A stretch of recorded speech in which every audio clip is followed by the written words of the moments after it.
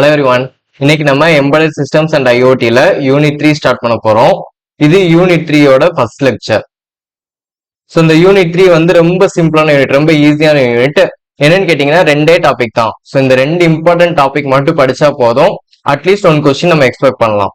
So என்ன topic அப்படின்னு கேட்டீங்கன்னா ஃபர்ஸ்ட் ஐஓடி. ஸோ இந்த ஐஓடில வந்து நமக்கு ஆர்கிடெக்சர், காம்பனன்ஸ் இதெல்லாம் கேட்பாங்க. ஸோ இந்த ஐஓடிங்கிற டாபிக் படிச்சுக்கணும். ரெண்டாவது வந்து ஆர்டினோ. இந்த ஆர்டினோலையும் டைப்ஸ், ஃபியூச்சர்ஸ், அடுத்து அந்த ஆர்டினோ ஒரு ப்ரோக்ராம் எப்படி எழுதலாம், ஸோ இதை மாதிரி கேட்பாங்க. இந்த ரெண்டு டாபிக் மட்டும் படிச்சுட்டா போதும், யூனிட் 3ல கண்டிப்பா ஒரு கொஸ்டின் எக்ஸ்பெக்ட் பண்ணலாம். ஓகேவா? ஸோ இவ்வளவுதான் யூனிட் 3 வந்து ரொம்ப சிம்பிளான யூனிட் தான். ஸோ இந்த வீடியோல என்ன பார்க்க போறோம்னா ஃபர்ஸ்ட் டாபிக் ஐஓடினா என்ன, அதோட ஆர்கிடெக்சர் எப்படி இருக்கும், அதுல என்னென்ன காம்பனன்ட்ஸ்லாம் இருக்கு, இதான் இந்த வீடியோல பார்க்க போறோம். ஃபர்ஸ்ட் ஐஓடி டிவைசஸ்னா என்ன அப்படிங்கிற ஒரு பேசிக் கான்செப்ட் புரிஞ்சுக்கிட்டீங்கன்னா இந்த கொஸ்டின் ரொம்ப ஈஸியா எழுதலாம். ஓகேவா?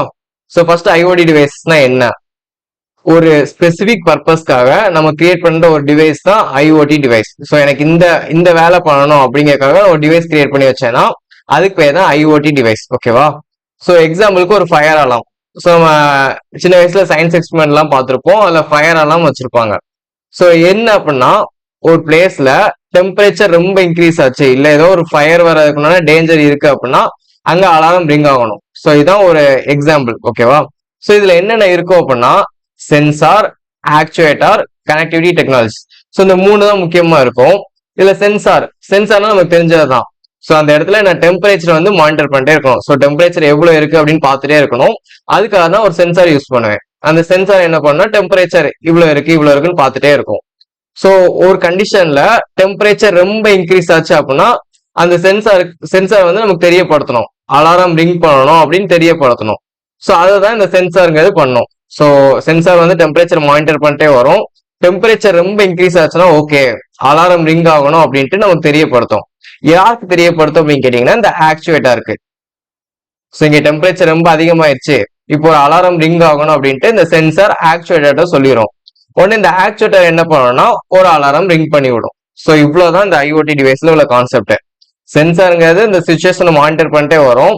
அந்த கண்டிஷனை தாண்டிடுச்சு அப்படின்னா அதை ஆக்சுவேட்டர் சொல்லும். ஆக்சுவேட்டர் நம்ம கொடுத்த வேலையை பண்ணும். ஸோ இந்த இடத்துல நம்ம என்ன கொடுத்துருக்கோம், ஒரு அலாரம் ரிங் பண்ணணும் அப்படின்னு கொடுத்துருக்கோம், அதை இந்த ஆக்சுவேட்டர் பண்ணும். ஓகேவா? ஸோ இவ்வளவுதான் concept.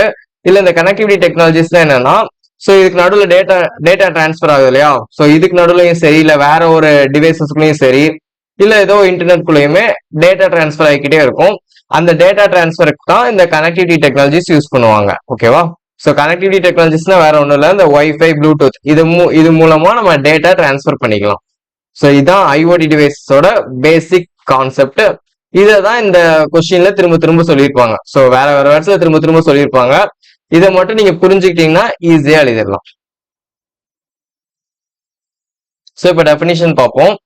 IoT devices are physical objects that connect to the internet and other devices enabling data exchange and automation. So இதுல வந்து இன்டர்நெட் கூட கனெக்ட் பண்ணி வச்சிருப்பாங்க, அதர் டிவைசஸ்குள்ளயும். ஸோ சொன்ன டேட்டா டிரான்ஸ்பர் ஆகிக்கிட்டே இருக்கும், இன்டர்நெட் கூடயும் சரி, இல்ல வேற ஏதோ ஒரு ஐஓடி டிவைசஸ் கூடயும் டேட்டா டிரான்ஸ்பர் ஆகிக்கிட்டே இருக்கும். எதுக்காக அப்படின்னு கேட்டீங்கன்னா ஒரு ஆட்டோமேஷனுக்காக. ஸோ ஒரு விஷயத்த தானா செய்யணும் அப்படிங்கறதுக்காக டேட்டா டிரான்ஸ்பர் ஆகிக்கிட்டே இருக்கும். ஸோ இந்த ஆட்டோமேஷன் பத்தி நம்ம 5th யூனிட்ல டீடைல்டா பார்ப்போம். ஸோ இப்போதைக்கு நம்ம பார்த்தோம்லையா ஃபயர் அலாம், டெம்பரேச்சர் இன்க்ரீஸ் ஆச்சுன்னா ஆட்டோமேட்டிக்கா ஒரு அலாரம் ரிங் ஆகணும். ஸோ அதை இங்க சொல்லியிருக்காங்க. ஓகேவா? These devices uses sensors, actuators and connectivity technologies such as Wi-Fi, Bluetooth to interact with the physical world and exchange data. So இதுல சென்சார் இருக்கும், ஆக்சுவேட்டர் இருக்கும், அதே மாதிரி ஒய்ஃபை, ப்ளூடூத் இதை மாதிரி டெக்னாலஜியுமே நம்ம யூஸ் பண்ணி டேட்டா இன்ட்ராக்ஷன் பண்ணிப்போம். ஓகேவா? ஸோ இதான் ஐஓடி டிவைசஸ்ங்கிறது. இப்ப ஐஓடி ஆர்கிடெக்சர்னா என்னன்னு பார்க்கலாம். ஸோ ரொம்ப சிம்பிள் தான். இந்த ஆர்கிடெக்சர்ல 4 லேயர் இருக்கும். First sensing layer, network layer, data processing layer, application layer. So பார்த்து அதே தான் இங்க இருக்கும். ஃபர்ஸ்ட் சென்சிங் லேயர்னா என்னன்னு கேட்டீங்கன்னா, ஸோ இந்த டயக்ராம் பாருங்க அப்ப புரியும். ஃபர்ஸ்ட் சென்சிங் லேயர்ல தான் நம்ம சென்சார் யூஸ் பண்ணுவோம். சென்சார் யூஸ் பண்ணி என்ன பண்ணுவோம், பிசிக்கல் என்விரான்மெண்ட்ல உள்ள டேட்டா, பிசிக்கல் வேர்ல்ட்ல உள்ள டேட்டாவை நம்ம கலெக்ட் பண்றோம். ஸோ டெம்பரேச்சர் இவ்வளவு இருக்கு அப்படிங்கிறத நம்ம கலெக்ட் பண்றோம். அதுக்கு பேர் தான் சென்சிங் லேயர். டேட்டா கேதரிங், டேட்டாவை கலெக்ட் பண்றோம். Next network layer. இந்த நெட்வொர்க் லேயர்ல தான் டேட்டா டிரான்ஸ்மிஷன் நடக்கும். ஓகேவா? ஸோ பாருங்க டேட்டா டிரான்ஸ்மிஷன். அடுத்து டேட்டா ப்ராசஸிங் லேயர். ஸோ நம்ம இப்ப டேட்டா கலெக்ட் பண்ணிட்டோம், அந்த டேட்டா வச்சு நம்ம என்ன தெரிஞ்சுக்கிறோம் அப்படிங்கறத ப்ராசஸ் பண்றதுதான் டேட்டா ப்ராசஸிங் லேயர். ஓகேவா? Next application layer. ஸோ இந்த இடத்துலதான் நமக்கு வந்து அந்த அந்த ஒர்க்கை பண்ணணும். ஓகே, டேட்டா இப்படிதான் இருக்கு அப்படிங்க தெரிஞ்சுக்கிட்டு யூசர் கூட இன்டராக்ட் பண்ணும். இதுதான் அப்ளிகேஷன் லேயர். ஓகேவா? ஸோ இவ்வளவுதான் இந்த ஐஓடி ஆர்கிடெக்சர்ல. ஸோ ரொம்ப சிம்பிள் தான். 4 லேயர் தான்: sensing layer, network layer, data processing layer, application layer. So இந்த 4 பத்தி ஒரு 2 லைன் பார்க்கலாம். பாருங்க. First, sensing layer. The sensing layer is the first layer of the IoT architecture. It is responsible for collecting data from different sources. So, நிறைய sourceல இருந்து நம்ம data collect பண்றோம். இதுதான் first layer, sensing layer. This layer includes sensors and actuators that are placed in the environment to gather information about temperature, light or sound. So, நம்ம சொன்னதான் sensor வந்து ஒரு பிளேஸ்ல வச்சிருவாங்க. அந்த பிளேஸ்ல வந்து டெம்பரேச்சர் எவ்வளவு இருக்கு, இத மாதிரி உள்ள இன்ஃபர்மேஷன் எல்லாத்தையுமே கலெக்ட் பண்ணிட்டே இருக்கும். இதான் ஃபர்ஸ்ட் லேயர், சென்சிங் லேயர். ஓகேவா? Next network layer. Network layer என்ன பண்ணோம்? டேட்டா டிரான்ஸ்ஃபர் ஆகும்னு சொன்னோம். பாருங்க. It is responsible for providing communication and connectivity between devices in the IoT system. So அந்த ஐஓடில நிறைய டிவைசஸ் இருக்கும். அந்த டிவைசஸ்க்குள்ள ஒரு டேட்டா டிரான்ஸ்ஃபர் நடந்துட்டே இருக்கும். It includes protocols and technologies such as wifi, Bluetooth that enable devices to communicate with each other. So சொன்னதுதான் WiFi Bluetooth வச்சு நம்ம டிவைசஸ்க்குள்ள கம்யூனிகேஷன் நடந்துட்டே இருக்கும். ஓகேவா? நெக்ஸ்ட் வந்து data processing layer. It is responsible for collecting, analysing and interpreting data from IoT devices. So நம்ம IoT devices வந்து டேட்டா கலெக்ட் பண்ணி வச்சிருச்சு. அந்த டிவைஸ் வந்து நம்ம டேட்டாவை கலெக்ட் பண்ணி அந்த டேட்டாவை அனலைஸ் பண்ணி அது மூலமா நம்ம டிசிஷன் மேக் பண்ண போறோம். ஸோ இதான் டேட்டா ப்ராசஸிங் லேயர்ல நடக்கும். அதான் சொல்லியிருக்காங்க, collecting, analysing and interpreting data from IoT devices. அந்த ஐஓடி டிவைஸ்ல இருந்து டேட்டாவை கலெக்ட் பண்ணி நம்ம அதுல அனலைஸ் பண்றோம். It includes various tools to extract meaningful insights from the data. So data analysis பண்றோம் and make decisions based on it. So அந்த டேட்டால இருந்து நம்ம என்ன தெரிஞ்சுக்கிறோமோ அதை வச்சு ஒரு டிசிஷன் மேக் பண்றோம். ஸோ இப்போ எக்ஸாம்பிள் நம்ம பார்த்த ஃபயர் அலார்ம்ல டேட்டால டெம்பரேச்சர் அதிகமா இருந்துச்சு அப்படின்னா அதுல ஒரு அலாரம் ரிங் ஆகணும் அப்படிங்கிற டிசிஷனை மேக் பண்ணும். இதுதான் டேட்டா ப்ராசஸிங் லேயர். 4வது அப்ளிகேஷன் லேயர். ஸோ அப்ளிகேஷன் லேயர்னா யூசர் கூட இன்டராக்ஷன் பண்றது. பாருங்க.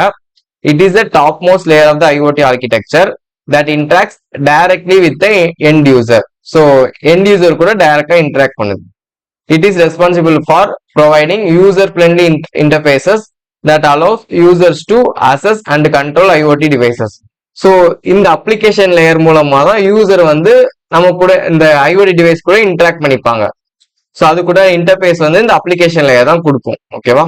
ஸோ இதான் ஐஓடி ஆர்கிடெக்சர்ல உள்ள 4 லேயர். Sensing layer. சென்சிங் லேயர்னா டேட்டா கலெக்ட் பண்ணும்.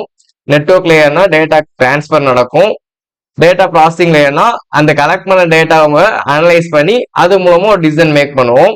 அடுத்து அப்ளிகேஷன் லேயர்னா எண்ட் யூசர் கூட ஒரு இன்டராக்ஷன் நடக்கும். ஸோ இதான் ஐஓடி ஆர்கிடெக்சர் உள்ள 4 layers.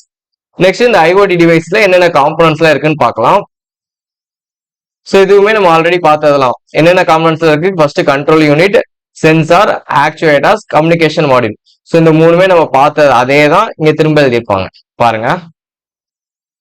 First control unit. It contains processor core, memory and a programmable input output pins.